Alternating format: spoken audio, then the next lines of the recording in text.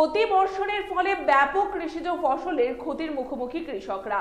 এই অবস্থায় অতি দ্রুত ক্ষতির পরিমাণ নির্ধারণ করে কৃষকদের ক্ষতিপূরণ দেবার আর্জি জানিয়েছেন কৃষকরা। মিথিলি ঘূর্ণিঝড় ও বৃষ্টিতে ব্যাপক ক্ষতি হয় উদয়পুর কপিলং এলাকার নলঢেপা গ্রাম পঞ্চায়েতে। এলাকার কৃষক রতন দেবনাথ জানান, এই সময়ে কৃষকরা ধান এবং সবজি বাজারজাত করার জন্য সবে মাত্র কৃষকরা জমিতে হাত লাগিয়েছে, আর এর মধ্যে মিথিলি ঘূর্ণিঝড় ও বৃষ্টিতে ব্যাপক ক্ষতির সম্মুখীন হতে হয় কৃষকদের। কি নাম দাদা আপনার? আমার নাম রতন দেবনাথ। এই জায়গাটা কি নাম? যারা পশ্চিম কপিলং নলডেপা। এখানে এই কয়েকদিন বৃষ্টিতে কি কি ক্ষতি হয়েছে আপনাদের? আমাদের এইদিকে বৃষ্টি যেমন তো বৃষ্টিতে ক্ষতি হয়েছে, লোকে বাতাসটা সবচেয়ে বেশি ক্ষতি হয়েছে। ধানের প্রায় 30-40 কানি শোয়াই লেছে, জল জল ডুববার হয়েছে। ধান আধা পাক না পাকছেও না, পাকলে জল ছাড়ে দিয়ে কাটন দিত, পাকছেও না, জলে ঘুমিয়ে গেছে।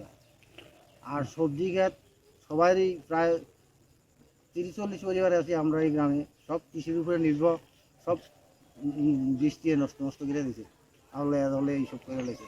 ওই আমরা এই ওয়ার্ডের ভিতরে আছে প্রায় 40 পরিবার, সবারই 1-1.5 কানি, 2 কানি, 3 কানি, কারো 4 কানি এইভাবে আছে। সব ক্ষতি হয়েছে। কেউ অর্ধেক নষ্ট হয়েছে, কেউ 3% নষ্ট হয়েছে, কেউ আবার একদম পুরাই নষ্ট হয়েছে।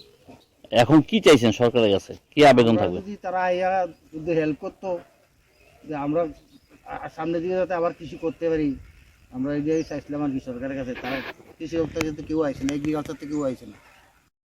Bureau report, Tripura news 8।